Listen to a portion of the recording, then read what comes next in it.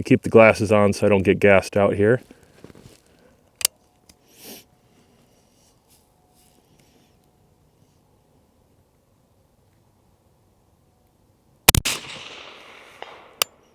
To impact, impact, impact. Okay, transition down to a smaller size target with this ammo. It's going to take me a second to figure out where it's hitting.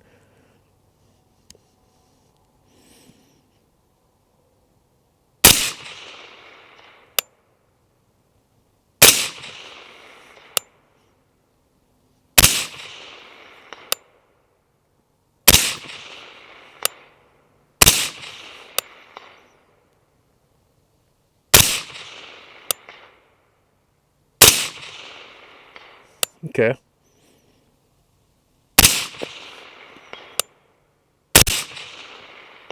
Ooh, this thing's consistent. It's not really the best ammo either. It's pretty consistent.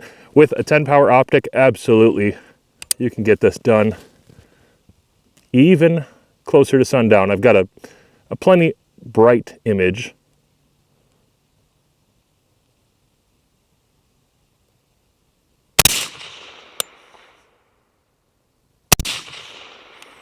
Okay, Mirage off the can is starting to get pretty good, pretty hot. So the coolest thing about what I just did is that I was recording with this camera and not with a spotter. That's too bad. I'm gonna have to film that again, so I'll wait for this to cool down. I'll take a few more shots here and do my best. You could probably still hear it. I hope you could still hear it. Hopefully it's not a complete waste. All right, I like to preserve whatever little bit of hearing I have left. That should do it.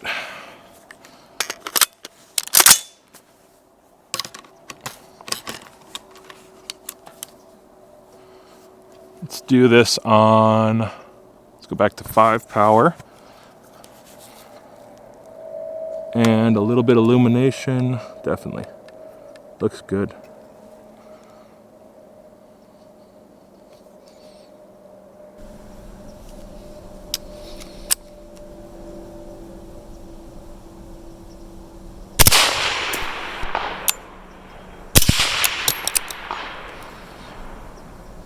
Okay, drop the tripod down a little bit. I felt like I was tall, and I am tall. Okay. Let's try that again.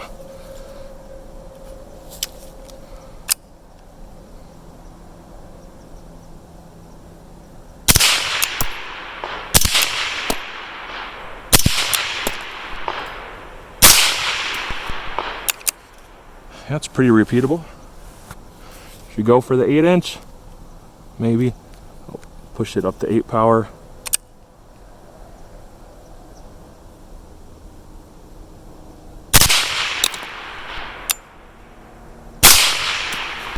There it is.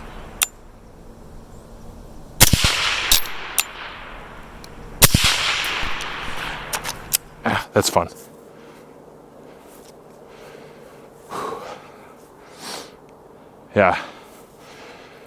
Yeah, I like that one. That's a good image. Looks cool, super sharp, matches the rifle well. I want another one.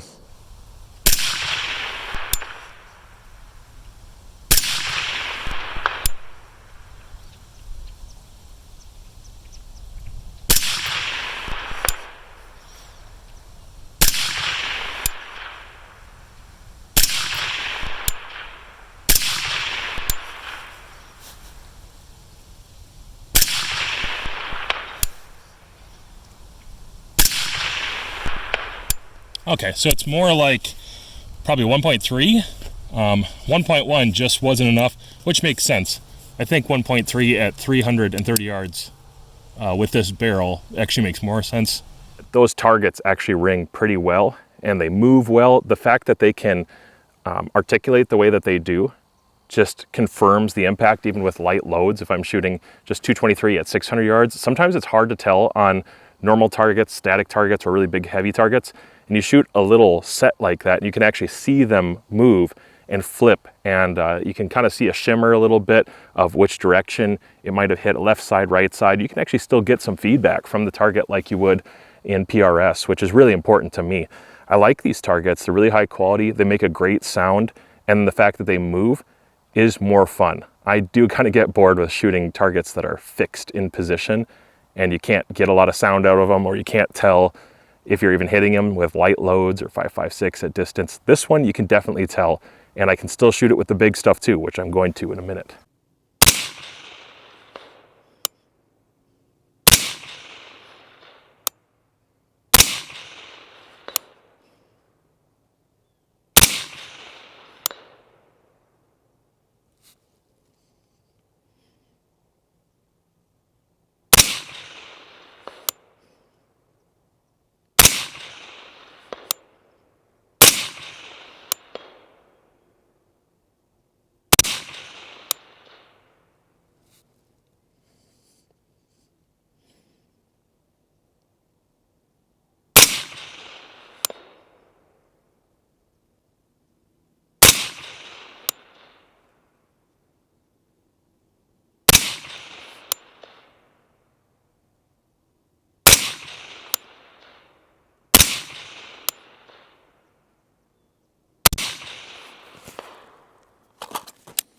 55 grain FMJs are probably not optimized for what I'm doing right now. I'm shooting smallish size targets, especially that 4-incher. That's just a hair over MOA.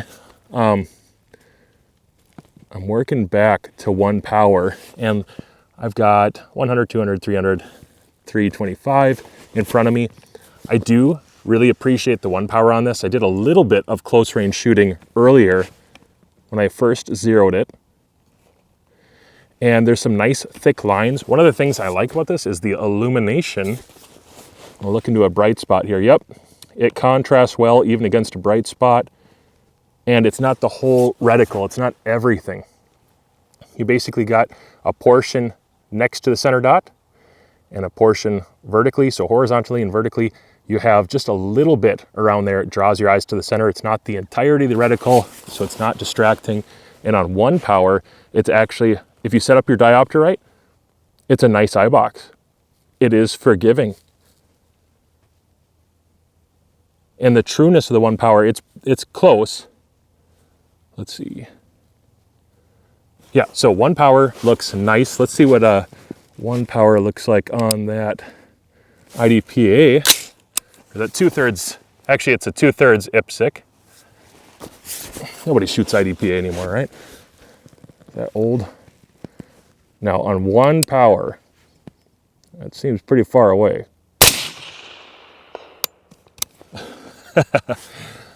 1 power, so that's basically like doing it with iron sights.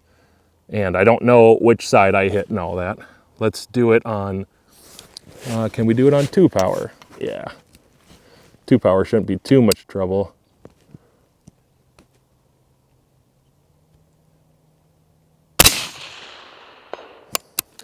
Let's move up to 5 power. 5 power at 330. Now at 5 power, there's a lot of detail. I can do a lot with 5 power. I could even do a lot with 3 power. I can start to see some of the subtensions at 3 power, but 5 power is really comfortable. The wind leads, the holdovers, that illumination. It's a nice illumination. I think Riton did a very good job with this. It's a very practical, tactical kind of scope. I'm going to use it as a hunting scope, but okay, now I can use those subtensions properly. No trouble. No trouble on 5 power. Maybe, I don't know exactly where this ammo hits, but maybe on the swinger, it is an 8-inch swinger, so it's generous. Oh yeah, okay. 5 power is a great image, and I think, take our glasses off for a second. That's relatively bright. I think it contrasts pretty good. This would even be good as a 5 power optic. Reticle subtensions make sense. They're quick, they're easy, But as far as legibility or being able to read the numbers quickly on the wind leads and the holdover and the horizontal lines for windage, you know, they have just a touch of illumination on them, just hardly, just enough that you would see it in dark. Let's see. I can read them much better at 8 power than I could on 5 power. Again, eye relief is pretty comfortable on this optic.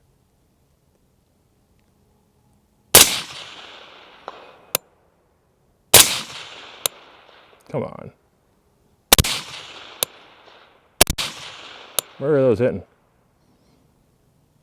So that's hitting behind the target in the shadow.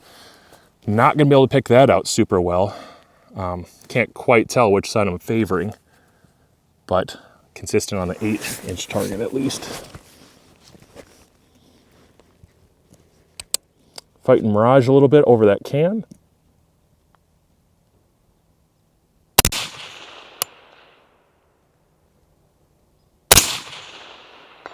Okay. Looks like that needs to be about 1.2. Let's push it up to 10 power. This thing is probably cooking. This can is getting warm. 10 power, I can pick up a lot of Mirage right now. I do need to let it cool down. But when the Mirage wave goes away, I can see all the little bits and pieces of broken clays up there. I can see impacts on the steel and distinguish which impacts are which.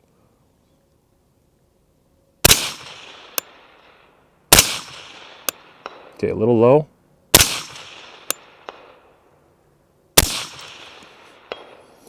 So yeah, maybe it is more like 1.3, 1.4. 10 power is very usable on this optic. I'm gonna let it take a cool down because my can is really, really hot.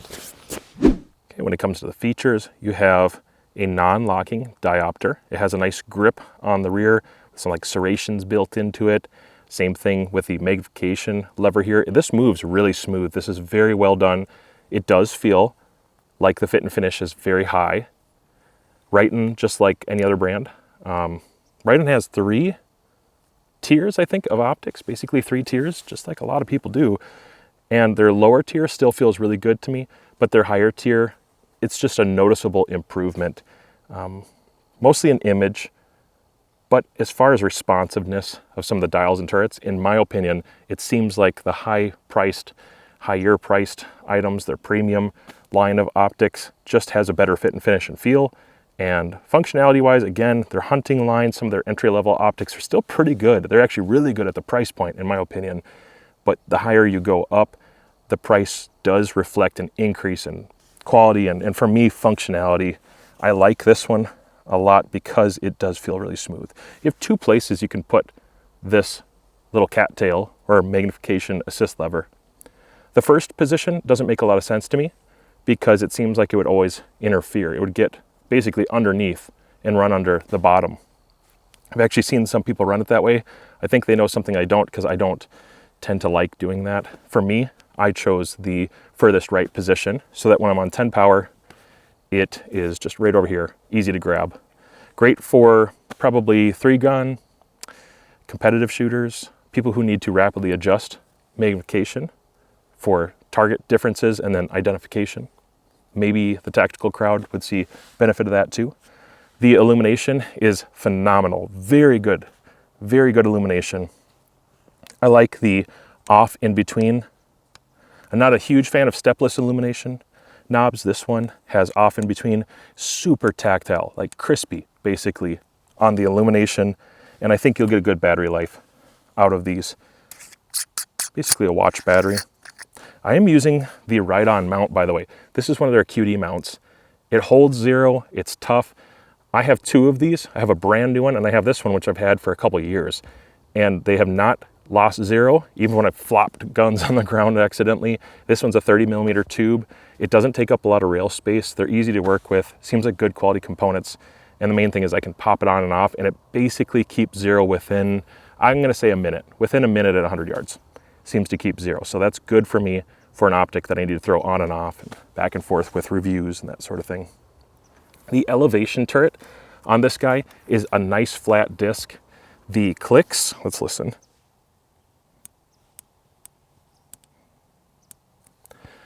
The clicks are a little bit subdued, they're a little bit quieter. I don't need them to be super loud, tactile clicks. I just need them to be crisp without a lot of backlash. These have zero backlash, nothing.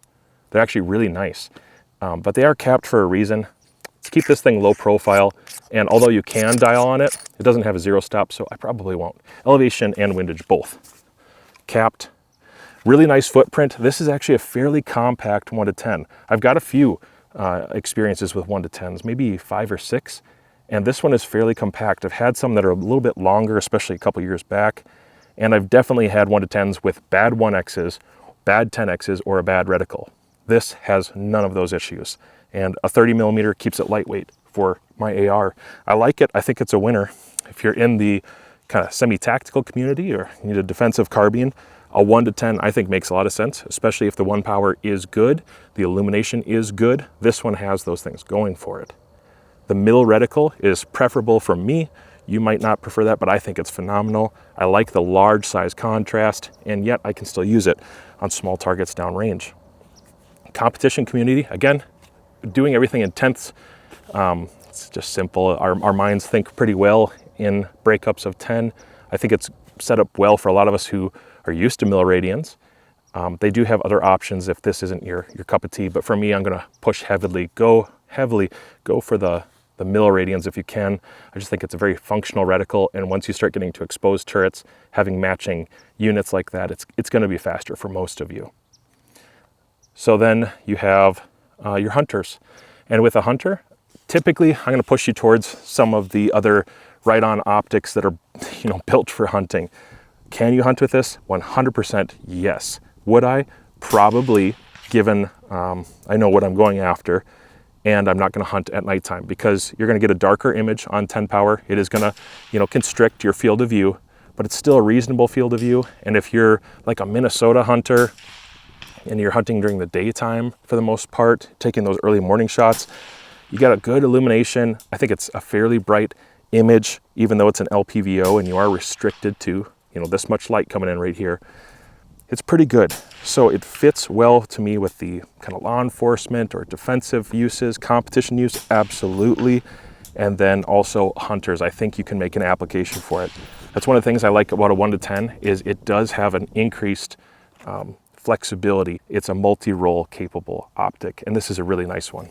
Thank you to Riton for sending this out to the channel. I really appreciate it. It's a great optic. You guys are going to see more about it. If there's anything you want me to do with this, if there's something you want to see with this, let me know down in the comment section and I'll do that. If you like this Riton optic, but it's not precisely what you were looking for, maybe you were looking for something with more magnification like a 3 to 18 or 5 to 25, I've got reviews on those too, and I'm going to go ahead and post those right here. Over here, down here, over here. Anyways, I'll post them around.